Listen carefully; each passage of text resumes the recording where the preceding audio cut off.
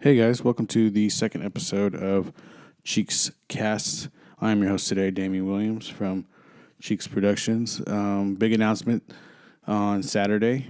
I can't say it enough. We Cheeks Productions are going to be at the grand opening of Ease at 1625 St. Gertrude Place in Santa Ana, California. We're going to be there covering the event, doing interviews, podcasting, all that good stuff. Please come by. We got some crazy deals going on, and we are doing a couple raffles. And not us, but the Ease itself are doing a couple raffles, and we are getting everything together for the event. I hope everybody comes. I hope everybody comes to see. And yeah, it's going to be fun. Sit down. You can do an interview with me, or we can do an interview as you're walking out the store. I'm doing both. I really like to talk to people about, their experience that they have with the shop at the time. Basically, where I want to start off, other than that, is Mark's podcast. Man, Mark's podcast was really good. It went very well. It was torture editing, that's for fucking sure. I try to add a few more things to the actual video, maybe some more pictures. I think nonetheless, not any real like videos or anything. And we're not going crazy right now. We're trying to do our best with the video editing and stuff like that. But I'm trying. I'm almost there. I definitely get the concepts of how it's working now. I was very kind of like, when I was first look at it, it's like looking at a fucking textbook that you know nothing about. Because every time I did something or every time I touched something, I feel like I fucked it up. But I'm so glad the Mac has fucking Command Z on here. Because, man, have I undid a lot of shit that I could have fucked it up for us. But basically, the podcast went well. I mean, it went great. Mark's a great guy. He's funny as fuck.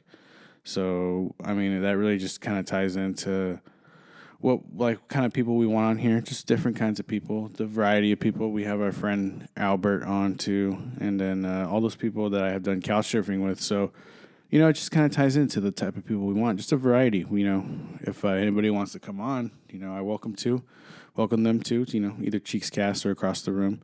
But basically, yeah, Mark's podcast was great. Funny guy. Might go see him. I'm putting this out today, actually, so might go see him Tuesday at some place in Placentia called the Clubhouse Bar and Grill. It's going to be a good time. I guess it's a good lineup. That's what he's telling me. And it's going to be funny. And, I can't wait to go. Fucking cool-ass dude. He's also going to be there. He might make an appearance at E's grand opening. I think that'd be pretty cool. Hopefully we can get a little interview with him and see how he likes, see how he likes the grand opening. Other than that, though, the podcast went great. Renee, I think, kind of led it. He was just, he kind of led it.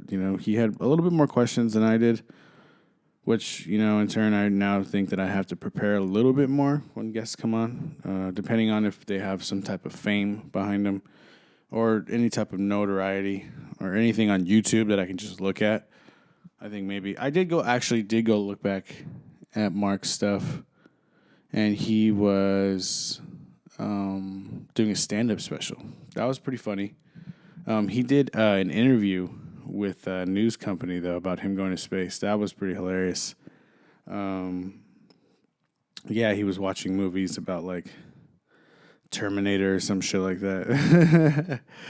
I thought that shit was hilarious. But, yeah, I really enjoyed the podcast, too. I had a couple beers, It wasn't really like an interview. It was more like we kind of fucking kicked it. We hung out and just, talked about his life, which you normally do when you meet someone new. You kind of share experiences and what you got going on in life. And obviously he's kind of like done a lot more, has more experience with the comedy scene. So it was just interesting to hear about the scene from someone who's been around it. Someone who's been around famous comedians too. He toured with Ralphie May, who's fucking. I never really. I've heard jokes of his, like shorts, but like on like YouTube, but like never really watched a full special. From what I heard, Renee's a big fan, and yeah, I mean, it was cool just being around someone or being with someone who's actually done work with these people. I think that was probably one of my most interesting things about what happened that day. Again, Mark's just a cool guy. Fucking shouts out him, and he's gonna be at the clubhouse on Tuesday, and I believe he's gonna be at Rainbow Bar and Grill next week.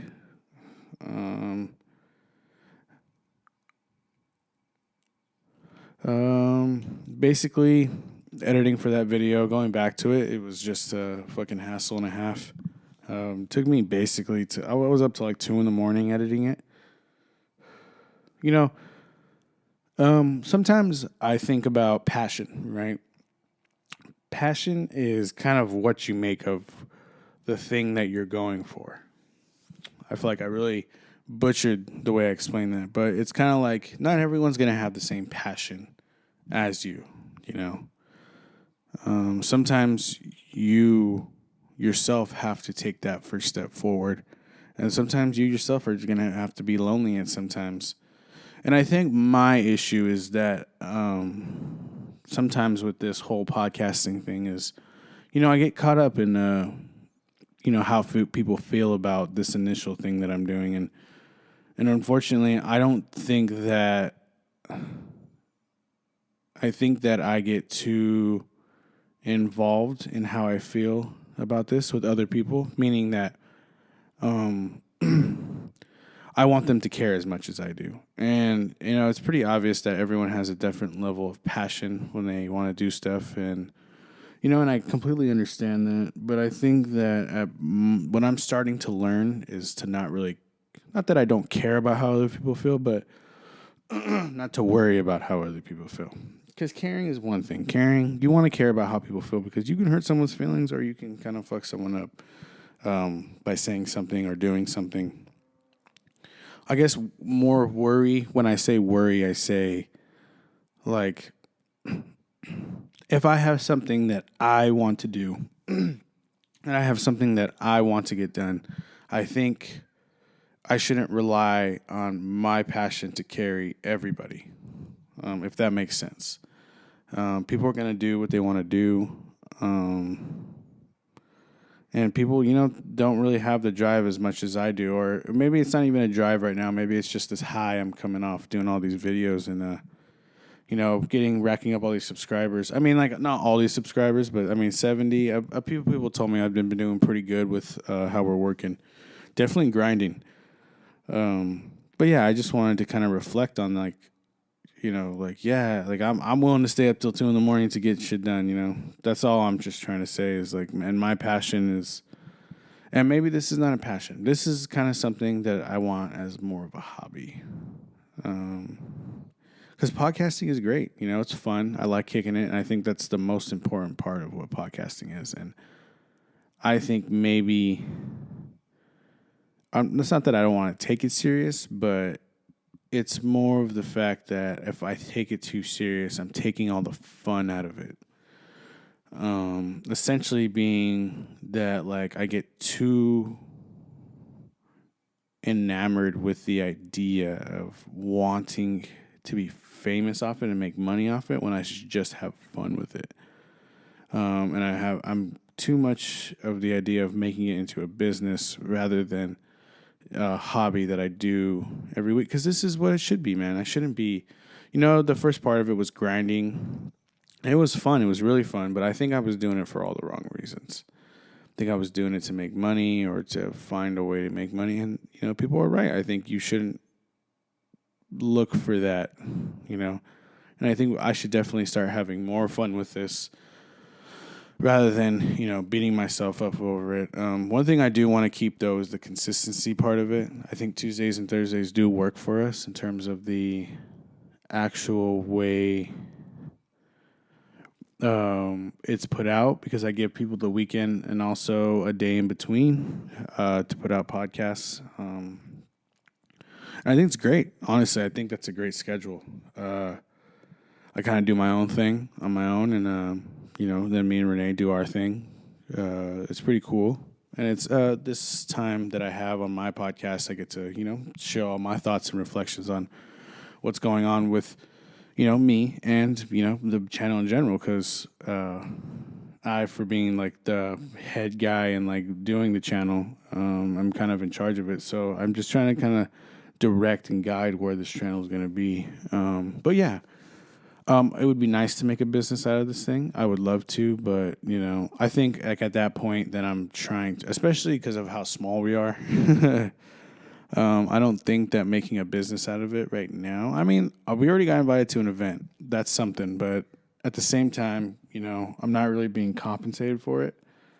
And on top of that, I'm not being, I'm not being compensated for it, basically, is what I'm trying to say. And I think that and I'm not mad about that at all, because it's all about is exposure. We have foot traffic coming through, and that's basically the compensation. I'm getting a platform to work on, and, that's all the compensation I need, but, I think I just kind of took I've been taking it a little too serious, and I'm taking the fun out of it. And I'm obviously my schedule's fucking crazy because not only that is I'm going to school too.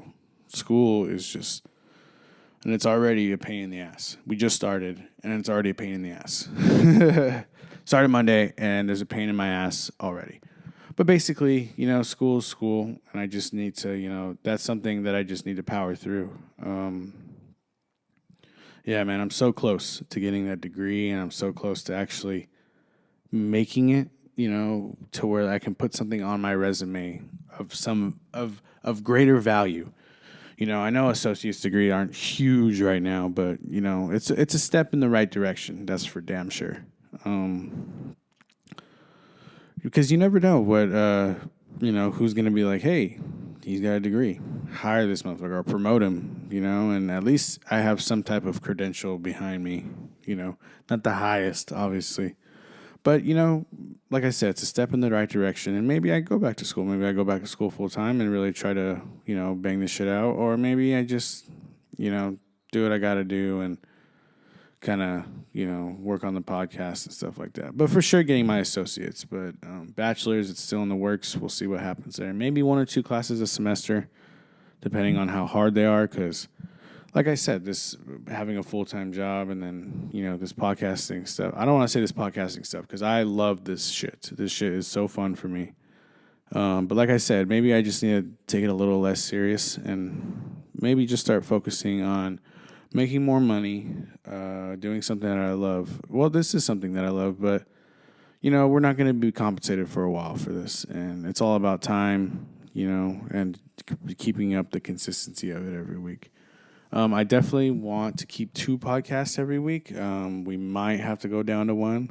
That's just if I can't find the time to actually do a solo one on my own, especially this week. I'm actually doing this pretty late in the week because I do have the event that I'm still planning for, and I've been planning for the event, which I think it's going to go good. We don't have a lot of merch. I don't have a lot of fluffy, shit that's going to pop out at your face. But what I can offer people is a good interview, someone who cares about what they think and is willing to listen. That's for damn sure. And then a good dialogue, that's what I can offer to that conversation. So, come by, and my schoolwork will be done. So I will be stress-free at the time.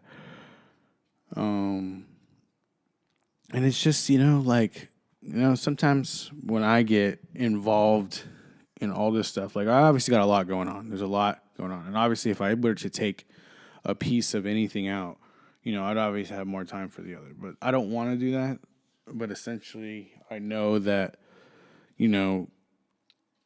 maybe doing that keeps me in the line of actually getting shit done at a better quality of time.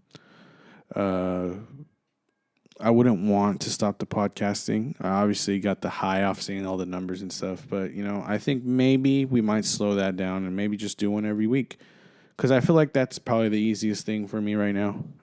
Also, I am working another job, so that can be kind of treacherous.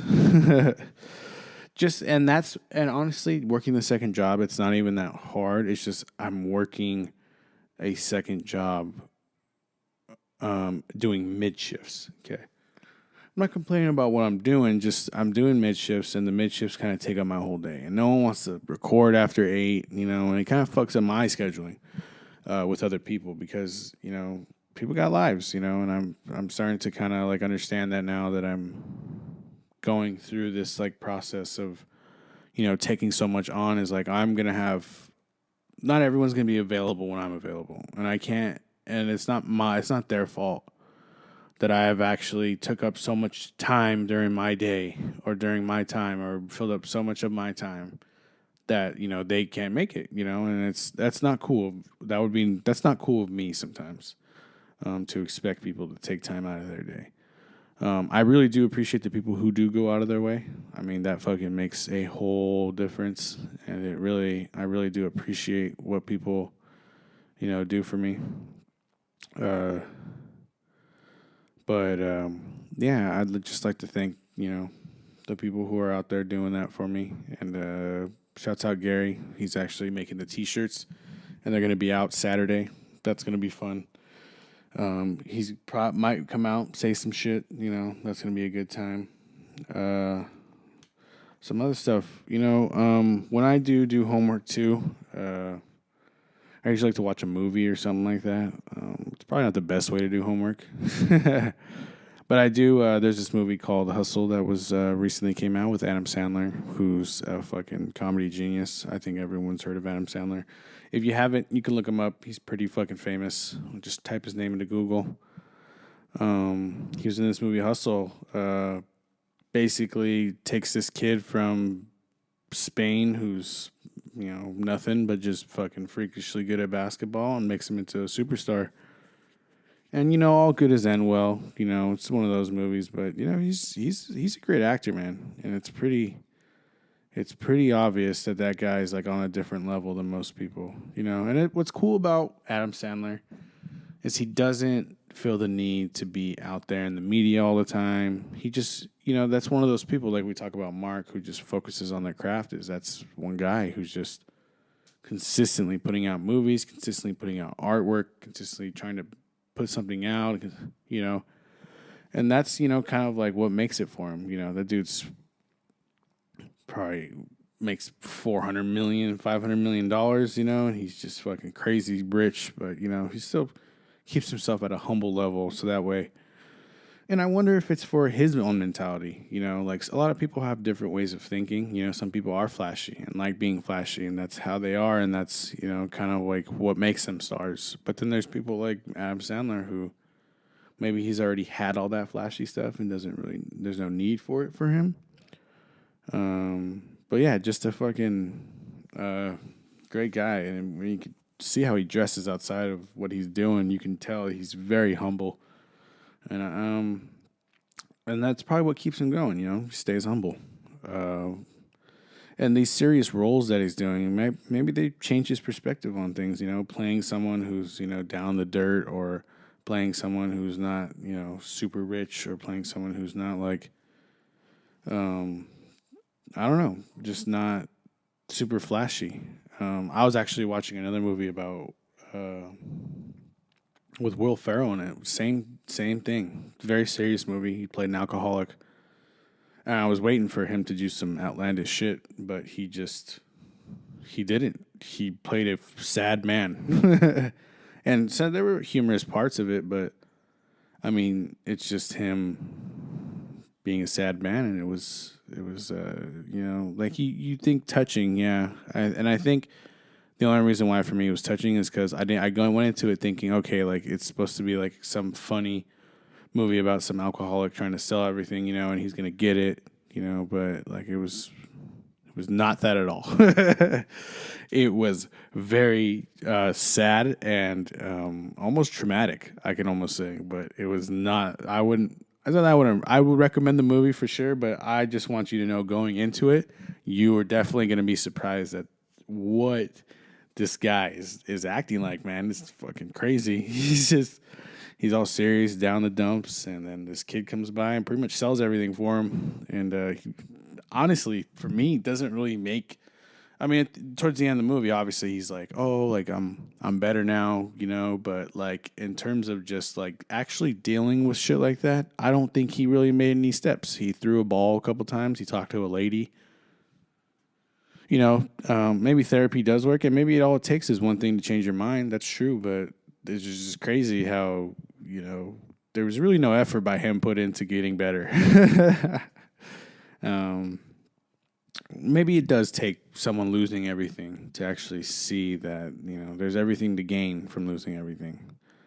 But yeah, what a great movie. Shouts out Will Ferrell and Adam Sandler. Will Ferrell, also a very humble guy. Will Ferrell, I was watching an interview with Kevin Hart when they did a